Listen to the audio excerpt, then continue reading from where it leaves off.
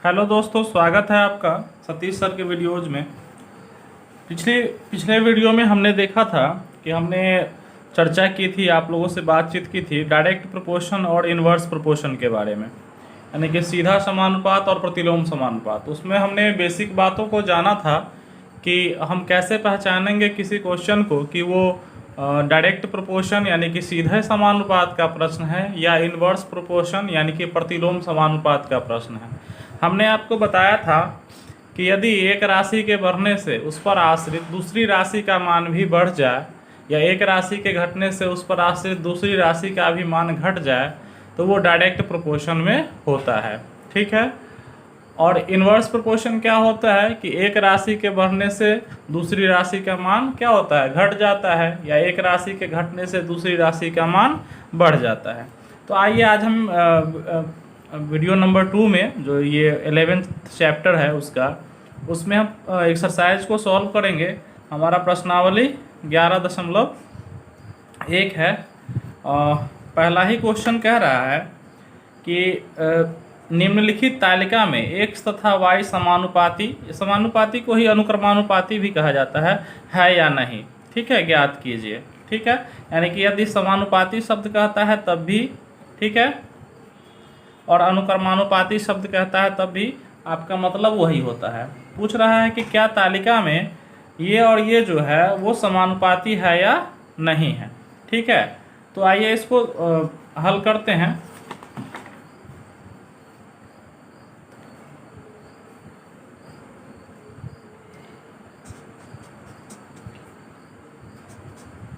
One जो है उसमें एक सारणी है। ठीक है, उसमें है क्या कि x बाय वाई बराबर कुछ चीज़ें दी हुई है, जैसे 3/12 है, 6/24 है, 15/45 है, 20/60 है और 30/120 है। और ये कह रहा है कि आप बताइए कि ये जो है वो डायरेक्ट प्रोपोर्शन में है या नहीं, यानी कि समानुपाती विचरण है या नहीं। तो देखिए, जब भी ऐसा प्रश्न हो, ठीक है, वैसे क्वेश्चन आपके स्क्रीन पर आ जाएगा, फिर भी मैं थोड़ा सा यहाँ पर बता देता हूँ कि जब भी इस तरह का प्रश्न हो तो आपको वही, फिर आपको जो इंट्रोडक्शन वीडियो था, हमारा परिचय सत्र जो था डायरेक्ट और इन्वर्स प्रोपोर्शन से, उसको ध्यान में आना चाहिए। हमने कहा था कि यदि डायरेक्ट प्रोपोर्शन में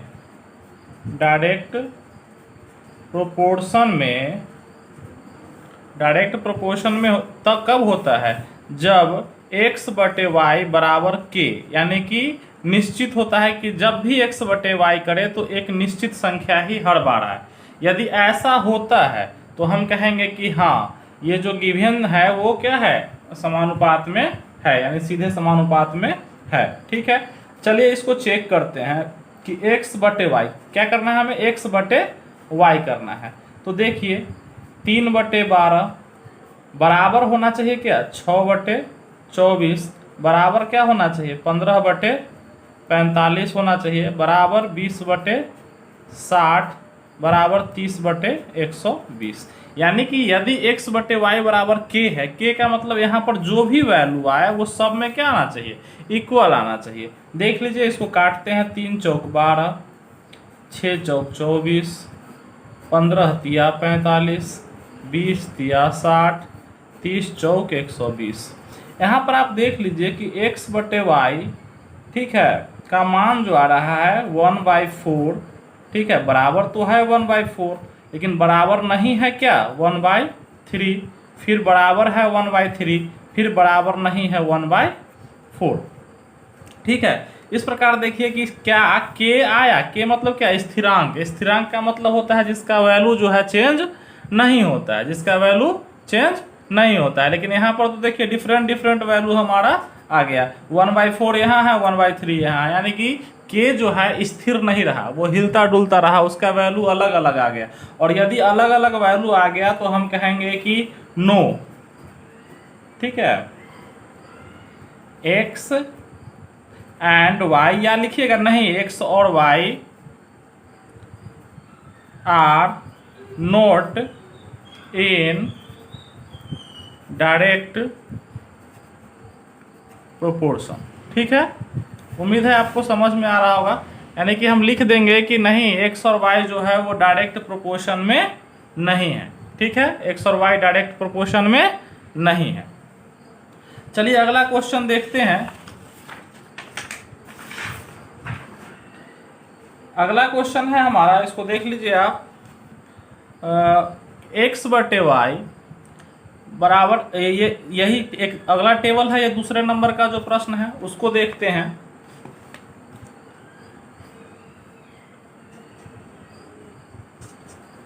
इस बार टेबल है एक्स बाई वाई 1/1.5, 3/4.5, 9/13.5, 20/30। ये हमारा क्या है, टेबल है।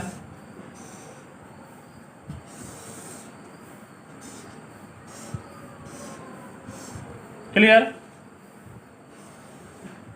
अब कहता है कि ये प्रोपोर्शन डायरेक्ट प्रोपोर्शन में है या नहीं, तो सेम वर्क करेंगे कि x बाई वाई बराबर होना चाहिए 1/1.5, बराबर होना चाहिए 3/4.5, बराबर होना चाहिए 9.13/13.5, बराबर होना चाहिए 20/30। ठीक है, ये बराबर सभी होने चाहिए। ठीक है, अब देखिए इसको कट करते हैं। इसका डेसिमल, यदि नीचे का डेसिमल कैंसिल होता है तो ऊपर 10 होता है, तो 10 का मतलब एक शून्य ऊपर बैठा देते हैं हम, कोई दिक्कत नहीं। ठीक है, फिर नीचे का डेसिमल कैंसिल करेंगे तो ऊपर 0 कर देंगे। ठीक है, गुने 10 करेंगे तो 3 गुने 10 करेंगे तो क्या हो जाएगा, 30 ही तो होगा। ठीक है, और यदि ऊपर का डेसिमल कैंसिल होता है तो नीचे होता है 10। ठीक है, चलिए यहाँ इसको कैंसिल करेंगे, फिर यहाँ पर 0, ये तो है ही अपने। अब देखिए 10/15, 5 से इसको काट सकते हैं, 5 दूनी 10, 5 तिया 15। ठीक है, इसको 15 से काट सकते हैं, 15 दूनी 30, 15 तिया 45। ठीक है, इसको भी काट सकते हैं 45 से, 45 दूनी 90, 45 तिया 135 होता है। ठीक है, इसका तो शून्य से शून्य कट गया, बातें खत्म हो गया। ठीक है, तो आप देखिए कि x बाई वाई जो हमारा आ रहा है वो 2/3 बराबर 2/3 बराबर 2/3 बराबर 2/3। ठीक है, यानी कि देखिए हम कह सकते हैं कि x बटे वाई बराबर क्या है, k। क्या है, स्थिरांक या नियतांक। ठीक है, स्थिरांक का मतलब क्या, जिसका मान कभी भी बदले नहीं। देखिए x बटे वाई बराबर कभी भी मान बदला 2/3 2/3 2/3 2/3, यानी कि सभी जगह क्या है, एक ही वैल्यू है। तो हम कहेंगे कि yes x and y are in direct proportion. Clear है, ये आपको याद रहना चाहिए कि कैसे हम निकालते हैं। यानी कि डायरेक्ट प्रोपोर्शन होने के लिए होना चाहिए x बाई वाई बराबर k, यानी x बटे वाई यदि करने पर हमेशा एक ही जैसा वैल्यू आ जाए तो समझिएगा कि वो सारे किस में है, डायरेक्ट प्रोपोर्शन में है। किस में है, डायरेक्ट प्रोपोर्शन में। ठीक है, अगला जो हमारा प्रश्न है दूसरा नंबर, वो कह रहा है कि टाइपिंग की परीक्षा पास करने के लिए कम से कम 30 शब्द प्रति मिनट टाइप करने होते हैं। ठीक है, एक परीक्षार्थी को पास होने के लिए आधे घंटे में कम से कम कितने शब्द टाइप करने होंगे। ये तो बहुत सिंपल है। ठीक है, यहाँ पर लिखिए क्वेश्चन नंबर 2। ठीक है, अच्छा ये बताइए कि इधर लिख लेते हैं शब्द, ठीक है, और इधर लिख लेते हैं समय। ठीक है, किस में, मिनट में। ठीक है, समय किस में है, मिनट में दिया हुआ है। देखिए हमने आपको परिचय जो वीडियो था उसमें आपको बताया था कि पहले आप पता कर लीजिए कि कौन कौन राशि है। ठीक है, तो टाइपिंग की परीक्षा पास करने के लिए कम से कम 30 शब्द, तो शब्द और समय। ठीक है, तो 30 शब्द करना होता है कितने समय में, 1 मिनट में। 30 शब्द कितना समय में करना होता है, 1 मिनट में। तो एक परीक्षार्थी को पास होने के लिए आधे घंटे में, तो आधे घंटे बराबर क्या मिनट होता है बताइए? 30 मिनट होता है। ठीक है, कितना मिनट होता है? 30 मिनट होता है। एक घंटे में जब 60 मिनट, तो आधे घंटे में कितना? 30 मिनट। तो ठीक है, तो आधे घंटे में कितने शब्द? तो चूंकि ये दे दिया, ये नहीं दिया, तो कोई दिक्कत हमें नहीं, हम इधर एक्स वैल्यू मान लेंगे। ठीक है, देखिए यदि ये दे दे तो आप ये एक्स मान लेंगे, अगर यदि इधर दे दिया तो आपको इधर एक्स मान लेना होगा। ठीक है, तो समझ लीजिए कि 30 शब्द 1 मिनट में टाइप करना है, तो 30 मिनट में कितना शब्द टाइप उसको करना होगा। अच्छा बताइए, सबसे पहले हम पहचानेंगे कि नेचर क्या है क्वेश्चन का। ये डायरेक्ट प्रोपोर्शन का है, इनवर्स प्रोपोर्शन का? ये डायरेक्ट प्रोपोर्शन का क्वेश्चन है। क्यों? क्योंकि अगर 1 मिनट में 30 शब्द टाइप करना पड़ता है, तो 30 मिनट में ज़्यादा ना करना पड़ेगा, तो एक के बढ़ने से दूसरा भी बढ़ रहा है, तो निश्चित रूप से ये क्या है? डायरेक्ट प्रोपोर्शन का है। डायरेक्ट प्रोपोर्शन में क्या होता है कंडीशन बताइए? डायरेक्ट प्रोपोर्शन में कंडीशन होता है एक्स बटे वाई बराबर के, एक्स बटे वाई बराबर के। अच्छा सुनिए, x को x समझ लीजिए यदि, और इसको y, तो ये क्या हो गया? 30 बटे 1, तो 30 बटे 1 बराबर x बटे क्या? 30। देखिए इसके बटे में इसको डाल दीजिए, देखिए इसके बटे में इसको डाल दीजिए, और इसके बटे में इसको डाल दीजिए। ठीक है, यानी कि जितना ये होगा उतना ही ये होगा। अब देखिए x का गुना 1 के साथ, तो x ही रह गया, और 30 का गुना किसके साथ हो जाएगा? 30 के साथ, यानी कि कितना हो जाएगा? 900। तो 900 शब्द उसको क्या करना होगा? शब्द क्यों लिखा हमने? क्योंकि शब्द के सीधे ही हमने x माना था, तो x की वैल्यू क्या आ गई? 900। तो 900 शब्द उसको टाइप करने होंगे। ठीक है, टाइप करने होंगे। ठीक है, यही आपका क्या हो गया? आंसर हो गया। इसको आप अच्छे से नोट डाउन कर लीजिए। अब हमारा तीसरा प्रश्न देखिए, ध्यान से देखिएगा कि मुकुंद के पास एक सड़क का मानचित्र है, यानी कि सड़क का क्या है? उसके पास नक्शा है। ठीक है, जिसके पैमाने पर 1 सेंटीमीटर की दूरी 15 किलोमीटर निरूपित करती है।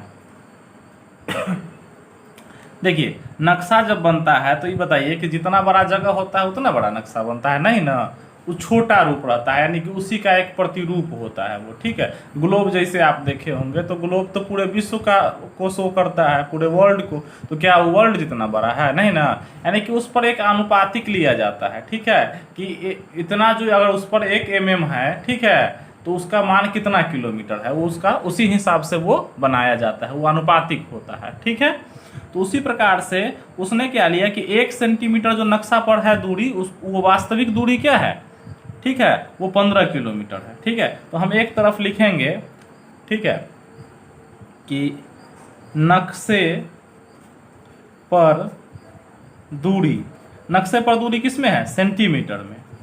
ठीक है, और वास्तविक दूरी, वास्तविक दूरी ये किस में है? किलोमीटर में। ठीक है, कोई दिक्कत नहीं है। देखिए नक्शे पर दूरी है 1 सेंटीमीटर, तो वास्तविक कितना है उसका? 15 किलोमीटर। ठीक है, अगर नक्शे पर उसने 1 सेंटीमीटर की दूरी अगर वो देखता है, तो उसको वास्तविक में कितना मानना होगा? 15 किलोमीटर का डिस्टेंस है। तो कहता है कि गांधीनगर से जाकिर हुसैन सर्कल तक जाने वाली सड़क यदि 75 किलोमीटर की हो, यानी कि क्या है? 75 किलोमीटर, तो नक्शे पर उसे कितने सेंटीमीटर में निरूपित किया जाएगा? ठीक है, यदि कहीं पर 75 किलोमीटर की दूरी है, तो उसको नक्शा पर कितना सेंटीमीटर से शो करेंगे? ठीक है, अब देखिए ये भी किसका क्वेश्चन है? डायरेक्ट प्रोपोर्शन का क्वेश्चन है। क्यों? क्योंकि एक के बढ़ने से दूसरा भी बढ़ेगा, ये यदि बढ़ा तो ये भी क्या होगा? बढ़ेगा। ठीक है, तो इसमें क्या करते हैं? x बटे वाई, यानी कि ये x है और ये y है, तो 1 बटे 15 बराबर x बटे 75। देखिए याद रखिए, इसके बटे में आपको इसको कर देना है, और इसके बटे में इसको कर देना है। क्लियर समझ रहा है? क्यों? क्योंकि x बटे वाई बराबर k, यानी कि कांस्टेंट होता है इसमें, डायरेक्ट प्रोपोर्शन में। ठीक है, अब देखिए सिंपल है। अब इसको आपने बीजगणित पढ़ा ही है, क्रॉस मल्टी गुना कर लीजिए कि x का 15 से गुना, तो 15x हो जाएगा। ठीक है, बराबर 75 का 1 से गुना, 75 ही रह जाएगा, इसलिए x बराबर 75 बटे 15, 15 पचे 75, यानी कि x बराबर कितना?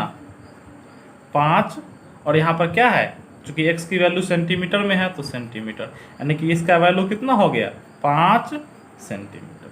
ठीक है, यही आपका क्या हुआ, आंसर हुआ। क्लियर है। फिर से समझ लीजिए कि नक्शे पर 1 सेंटीमीटर की दूरी 15 किलोमीटर को वास्तविक दूरी को शो करती है।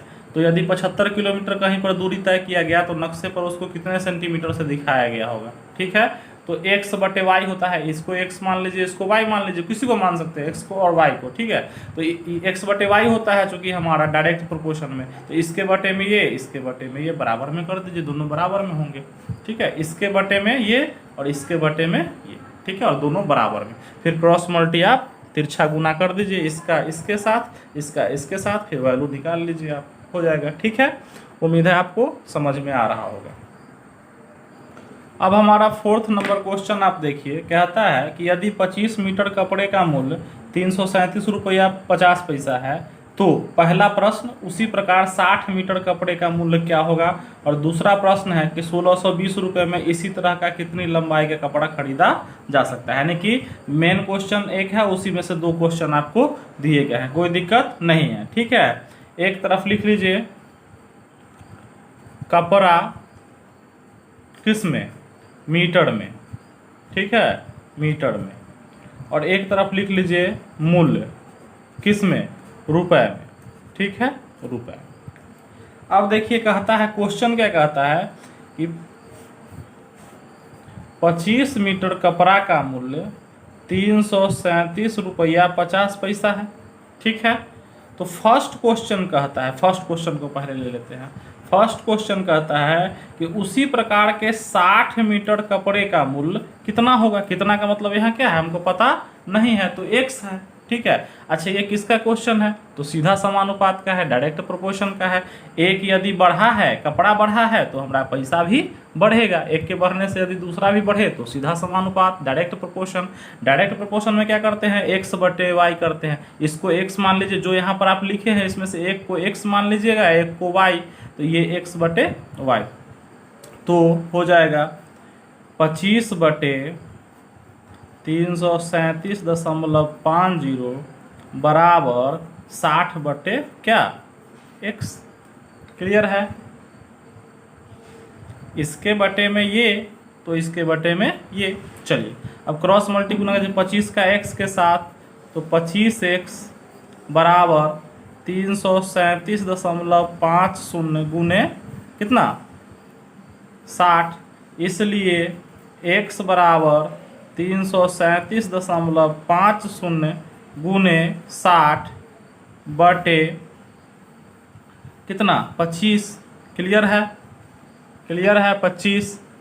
अब देखिए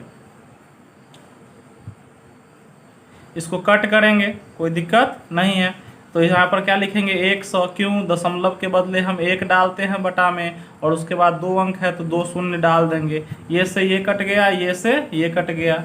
ठीक है, अब देखिए आप 25 से डायरेक्ट ये भी काट सकते हैं, नहीं तो अगर 5 से आपको मन है तो आप 5 से भी काट लीजिए, हम 25 से ही काट रहे हैं।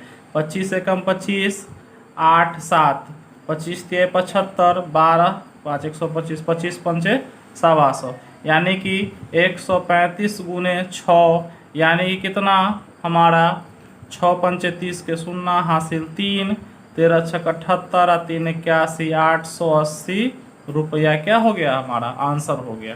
ठीक है, कि यदि 25 मीटर कपड़ा का मूल्य 337 रुपया 50 पैसा था तो 60 मीटर कपड़ा का मूल्य क्या हो जाएगा 810 रुपया। ठीक है, क्लियर है, तो ये हो गया। अब इसमें एक और प्रश्न है आपको, प्रश्न है कि 1620 रुपये में इसी तरह की कितनी लंबाई का कपड़ा खरीदा जा सकता है। ठीक है, तो इधर हम 2 नंबर डाल रहे हैं, फिर वही चीज़ लिखेंगे वैसे कि कपड़ा है एक तरफ मीटर में और एक तरफ मूल्य है रुपया में। ठीक है, कपड़ा है हमारा 25 मीटर, चूंकि क्वेश्चन तो मूल वही है ना, इसी से 2 क्वेश्चन दे दिए गए। अब की बार क्या कहा, तो 1620 रुपये में कितना कपड़ा, यानी कि प्रश्न को अब थोड़ा सा उल्टा कर दिया। देख लीजिए, अब की बार कह रहा है हमारा प्रश्न कि 1620 रुपए में इसी तरह की कितनी लंबाई का कपड़ा खरीद। अब की बार क्या किया कि कपड़ा ही नहीं दिया, पैसा दे दिया, कोई दिक्कत नहीं है, इधर एक्स रख लेंगे। ये भी क्या है, डायरेक्ट प्रोपोर्शन का क्वेश्चन है, तो इतना बटे इतना, ये तो तय हो गया। 25 बटे 337.50 बराबर x बटे 1620, इसका गुना इसके साथ, ठीक है। तो ये हो जाएगा 337.50 गुने x बराबर 25 गुने 1620, इसलिए x बराबर हो जाएगा 25 गुने 1620 बटे 337.50। अब देखिए नीचे से दशमलव उड़ाएंगे तो ऊपर देंगे 100, देखिए ऊपर से उड़ाते हैं तो नीचे आता है, और नीचे से उड़ाएंगे तो ऊपर चला जाएगा। ठीक है, उम्मीद है आप समझ पा रहे होंगे हमारी बात। तो इसको कट कीजिए आप, ठीक है। इससे क्या कीजिए, ये कट कर दीजिए, ठीक है, कोई दिक्कत नहीं है।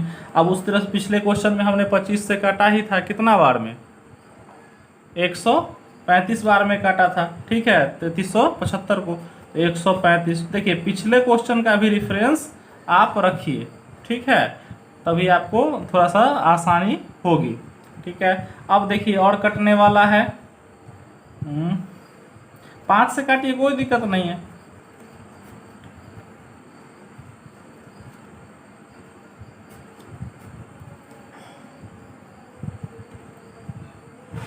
ठीक है, देखिए हमने काटा 25 से 135 बार में 3375 काट दिया, 1 शून्य से तो 1 शून्य हमने इसका काट ही रखा था। अब देखिए हमने देखा कि 5 से 100 को भी काट दिया तो 20 पंचे 100, और 5 से 27 बार में 135 कटा, ठीक है। अब हमने एक चीज़ देखा कि 27 से 6 बार में ये भी कट रहा है 162, ठीक है, 27 छका 162। अब देखिए 6 और 20 तो क्या हो गया 120, ठीक है, यानी कि 120 एक्स क्या था हमारा, मीटर, यानी कपड़ा निकालना था, मीटर कपड़ा, ठीक है। यही हमारा क्या हो गया, आंसर हो गया। यानी कि कहने का मतलब कि यदि 25 मीटर कपड़ा का मूल्य 337 रुपया 50 पैसा था, तो 60 मीटर कपड़ा का मूल्य हो जाएगा 810 रुपया। और यदि क्वेश्चन को थोड़ा सा उल्टा कर दे कि 1620 रुपया में क्या मीटर कपड़ा होगा, तो 120 मीटर कपड़ा होगा, ठीक है। चलिए यही आपका आंसर हो गया। अब आइए क्वेश्चन नंबर 5 को देखते हैं कि मकान के एक मॉडल में उसकी ऊंचाई 5 सेंटीमीटर व क्रमशः लंबाई व चौड़ाई कितना है, 12 सेंटीमीटर। 12 सेंटीमीटर व 8 सेंटीमीटर, यानी कि लंबाई क्या है 12 सेंटीमीटर और चौड़ाई 8 सेंटीमीटर है, ऊंचाई 5 सेंटीमीटर है, ठीक है। अब यदि वास्तविक परिस्थिति में उसकी ऊंचाई कितनी है 25 फुट, यानी कि मॉडल में 5 सेंटीमीटर बराबर क्या हो गया 25 फुट वास्तव में, ठीक है। चलिए तो कहता है मॉडल में काम लिया गया पैमाना बताइए तथा वास्तविक लंबाई व चौड़ाई ज्ञात कीजिए। तो सबसे पहले तो हमें पैमाना ज्ञात करना पड़ेगा कि 1 सेंटीमीटर का मान क्या है, ठीक है। तो 1 सेंटीमीटर, चलिए पहले क्वेश्चन में लिख लेते हैं हम कि हमें, एक तरफ लिख लीजिए, मॉडल में ऊंचाई, ठीक है, किसमें, ये सेंटीमीटर में, और वास्तविक ऊंचाई ये किसमें है, फुट में है, क्लियर। अब ये अच्छा, ऊंचाई को ही हमने क्यों लिया, क्योंकि ऊंचाई का ही यहाँ पर एक क्लू दिया हुआ है। क्या क्लू दिया हुआ है कि ऊंचाई यदि 5 सेंटीमीटर है तो वास्तविक परिस्थिति में क्या है उसकी ऊंचाई 25 फुट है। तो लीजिए कि 5 सेंटीमीटर यदि ऊंचाई मॉडल में है तो उसका मतलब क्या है 25 फुट है, कितना है 25 फुट। तो कहता है कि सबसे पहले उसका पैमाना बताइए। तो पैमाना हम बताए थे कि 1 सेंटीमीटर यदि इसमें है तो इसमें क्या होगा x फुट, ठीक है। मॉडल में ऊंचाई यदि 5 सेंटीमीटर है तो वास्तविक में 25 फुट है। तो हमको पैमाना बताना है, सबसे पहले पैमाना ही निकाल लेते हैं हम। तो 1 सेंटीमीटर, एक ही में ना कोई पैमाना निकलता है, तो ये क्या हो जाएगा 5/25 बराबर 1/x, ये हो जाएगा 5x बराबर 25 से कम कितना 25, इसलिए x बराबर कितना हो जाएगा 25/5 यानी कि x बराबर क्या है 5 फुट, यानी कि 1 सेंटीमीटर क्या है वास्तव में, 1 सेंटीमीटर का जो पैमाना है वो क्या है 5 फुट के बराबर है। अर्थात 1 सेंटीमीटर पैमाना बराबर 5 फुट वास्तविक। ठीक है, समझ रहे हैं। अब देखिए कहता है कि लंबाई कितनी है। अब यहां पर देख लीजिए कि लंबाई कितना दिया हुआ है, यहां पर 12 सेंटीमीटर। ठीक है, तो वास्तविक में क्या होगा वो, पुनः लंबाई बराबर कितना 12 सेंटीमीटर बराबर 12 गुने, देखिए 1 सेंटीमीटर और 5 फुट है, 5 फुट हो जाएगा। ठीक है, देखिए 12 सेंटीमीटर तो 12 गुने 5 फुट किसके हिसाब से, वास्तविक के हिसाब से, ये हो जाएगा 60 फुट लंबाई वास्तविक में। ठीक है, तथा चौड़ाई बराबर कितना है 8 सेंटीमीटर, 8 सेंटीमीटर बराबर 8 गुने 5 यानी कि कितना 40 फुट। ठीक है, क्लियर। यानी कि सेंटीमीटर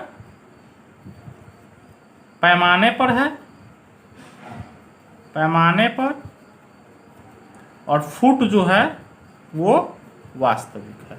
ठीक है, वो वास्तविक है। कुल मिला के ऐसे समझिए कि एक मॉडल है, मॉडल समझते हैं जैसे कि 3D मॉडल वगैरह बनाता है बिल्डिंग विल्डिंग का पहले, चाहे अच्छा नहीं समझ में आता है मॉडल आपको, प्रतिरूप होता है वो, तो नक्शा ही समझ लीजिए।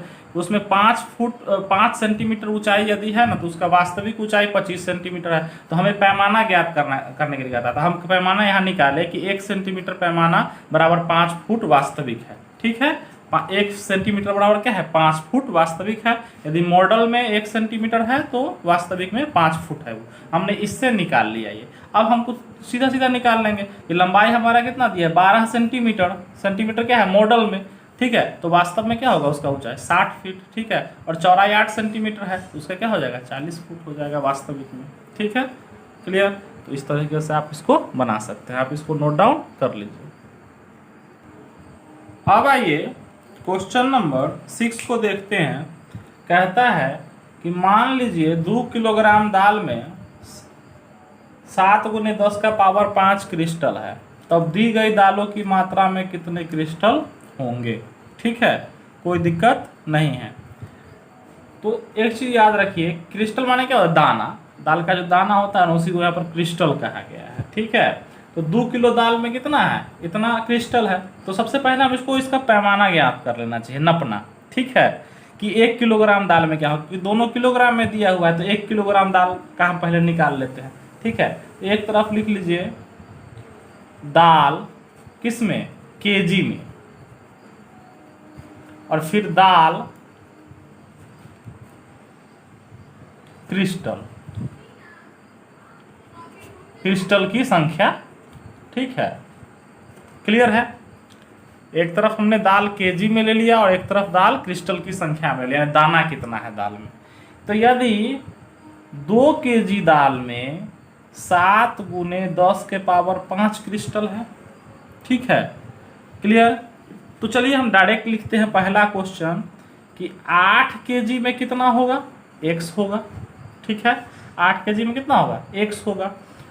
तो चूंकि ये डायरेक्ट प्रोपोर्शन का क्वेश्चन है, एक बढ़ा तो दूसरा दाल का क्रिस्टल का भी दाना का भी संख्या बढ़ जाएगा ना। तो 2/7 गुने 10 के पावर कितना 5 बराबर 8 बटे कितना x। ठीक है, देखिए इसके बटे में हम ये करते हैं ना, ये अगर x है और ये यदि y है तो हमको क्या निकालना होता है इसमें। ठीक है, कि x बटे y बराबर k है, यानी कि हर जगह एक ही जैसा है। ठीक है, चलिए तो अब देखिए 2x हो जाएगा, 2x बराबर 7 × 10⁵, इसलिए x बराबर 8 इंटू 7 इंटू 10⁵ अपॉन 2 काट दीजिए। ये हो जाएगा 7 चौक 28 गुने 10 के पावर 5। ठीक है, 28 गुने 10 के पावर 5। अगर इसको मानक रूप में आप लिखना चाहिए तो आप ये भी लिख सकते। मानक रूप में हम क्या करते हैं, एक अंक के बाद दशमलव देते हैं तो 2.8 हो जाएगा, गुने 10 के पावर क्या हो जाएगा, 5 से 1 बढ़ जाएगा 6। ठीक है, ये हो जाएगा क्रिस्टल। अगर इसको मानक रूप में करना चाहें आप तो, कि मानक रूप क्या है हमारा, यहाँ पर दशमलव चाहिए, सॉरी यहाँ पर दशमलव चाहिए हमको, तो हमने क्या किया कि एक अंक के बाद दशमलव देना था हमें, तो हम क्या करते 10 के पावर 1 से गुना भी करते। आपको हमने घातांक चैप्टर में अच्छे से ये बताया हुआ है, उसमें मानक रूप पढ़ना था आपको। ठीक है, 10.2 में तो हमने क्या किया, इसके पावर को 1 बढ़ा दिया। चलिए ये तो ये हुआ। अब सेकेंड क्वेश्चन इसी में देखते हैं अगर हम, कि यदि ऐसा हो कि 2 है यहाँ, तो यहाँ पर क्या है 7 इंटू 10⁵, तो यहाँ पर क्या दिया हुआ है 5 किलोग्राम, तो 5 का मतलब x है। क्लियर। तो हम क्या करेंगे 2 by 7 into 10⁵ is equal to 5/x। ठीक है, अच्छा यहाँ नहीं दिख रहा है आपको, कोई दिक्कत नहीं, हम थोड़ा सा इसको बुक को इधर कर दें। दूसरा क्वेश्चन है, अच्छा चलिए इसको इधर सॉल्व करते हैं। तो ये हो जाएगा 2 का मल्टीप्लाई किसके साथ, x के साथ, तो ये हो जाएगा 2x या करके, इज इक्वल टू इसका मल्टीप्लाई किसके साथ 5 के साथ, तो ये हो जाएगा 5 इंटू 7 इंटू 10⁵। क्लियर है। अब इसलिए x बराबर हमारा क्या हो जाएगा 5 इंटू 7 इंटू 10⁵/2। चलिए अब इसको सॉल्व करते हैं। देखिए यहाँ हो जाएगा 7×5 = 35। ठीक है, बटे 2, अच्छा बटे 2 हम कर ही लेते हैं, गुने 10 के पावर 5। ठीक है, अच्छा 35 में यदि 2 से भाग करते हैं हम तो कितना आएगा, 35 में यदि हम 2 से भाग करते हैं, देखिए यहाँ 35 में 2 से भाग करिएगा 17.5 है ना आएगा जी, 17.5।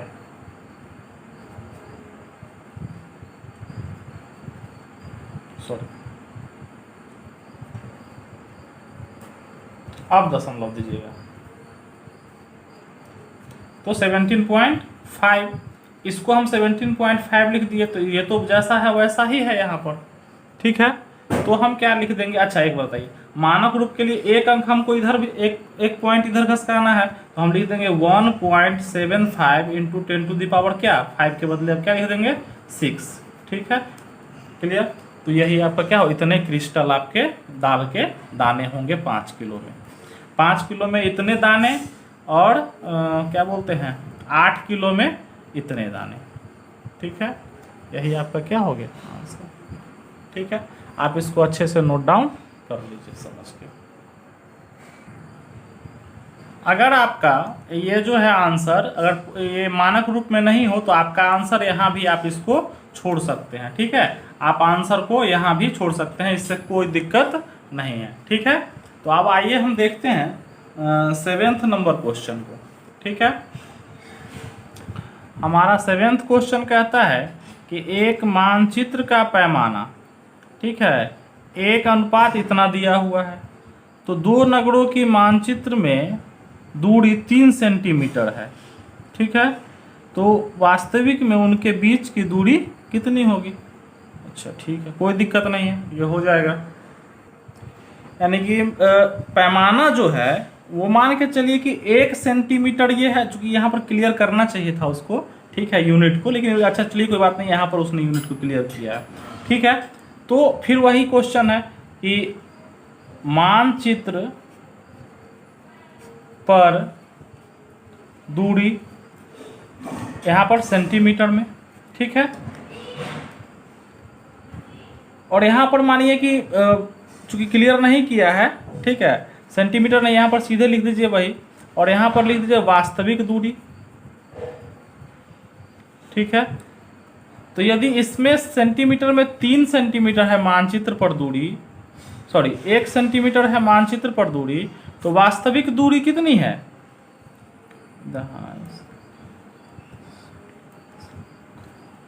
ये 25 पर कितना है, 2 2 4 6 6 शून्य है, ठीक है। इकाई दहाई सैकड़ा हजार 10,000 लाख 10 लाख करोड़ 2 करोड़ 50 लाख, ठीक है। अब ये सेंटीमीटर में है या क्या है, चलिए सेंटीमीटर में ही इसको भी मान लेते हैं, ठीक है। चलिए ये भी सेंटीमीटर में और ये भी सेंटीमीटर, तो ये क्वेश्चन थोड़ा सा क्लियर नहीं किया है, क्लियर। तो आइए अब आगे देखते हैं। तो मानचित्र पर दूरी यदि 1 सेंटीमीटर है तो वास्तविक दूरी कितना है, 2 करोड़ 50 लाख सेंटीमीटर है, ठीक है। तो यदि दो नगरों के बीच मानचित्र में दूरी 3 सेंटीमीटर है तो यहाँ पर क्या होगा, x वास्तविक दूरी होगी। अब देखिए इतना बटाइए, क्योंकि ये डायरेक्ट प्रोपोर्शन है, ठीक है। मानचित्र पर दूरी जैसे ही बढ़ेगा तो वास्तविक दूरी भी हमारा क्या हो जाएगा, बढ़ जाएगा, ठीक है। तो लिखते हैं, तो 1 बराबर 3/x, यानी इसके बटा में ये, इसके बटा में ये, क्लियर। x का गुना 1 के साथ तो 3 का गुना किसके साथ, 2 करोड़ 50 लाख के साथ। तो ये हो जाएगा 25 तिया 75 और फिर 6 शून्य डाल दीजिए, यानी कि 7 करोड़ 50 लाख सेंटीमीटर, जो भी यूनिट होगा, ठीक है। क्लियर नहीं किया वैसे यूनिट, इसका यूनिट क्लियर नहीं किया, इसका तो लगभग क्लियर है सेंटीमीटर में। चलिए इसको भी सेंटीमीटर में ही मान लीजिए कि 7 करोड़ 50 लाख, ठीक है, सेंटीमीटर उसकी वास्तविक दूरी है, क्लियर। तो उम्मीद है आपको समझ में आ रहा होगा। तो 7th क्वेश्चन आपका इसी के साथ सॉल्व हो गया। आगे देखते हैं हमारा 8th जो क्वेश्चन है, यानी कि 11.1 का जो लास्ट क्वेश्चन है वो है कि यदि एक स्कूटर 3 लीटर पेट्रोल में, ठीक है, 96 किलोमीटर चलता है, ठीक है, 3 लीटर पेट्रोल में 96 किलोमीटर चलता है तो 320 किलोमीटर चलने के लिए इसे कितने पेट्रोल की आवश्यकता होगी। तो क्वेश्चन नंबर 8 जो है आपका 11.1 का पेज नंबर 190, वो आपका होमवर्क है। आप इसे घर से सॉल्व करके अच्छे से और आप कमेंट सेक्शन में डालेंगे, हम उसको चेक करने का प्रयास करेंगे। आप में से बहुत कम बच्चे जो है रिस्पांस देते हैं, थोड़ा सा डिसअपॉइंटिंग होती है। आप लोग थोड़ा रिस्पांस करें, कमेंट दें, अच्छा लगे तो कोई सजेशन हो तो वो भी दें और कुछ बातचीत करते रहें तो अच्छा लगता है, ठीक है।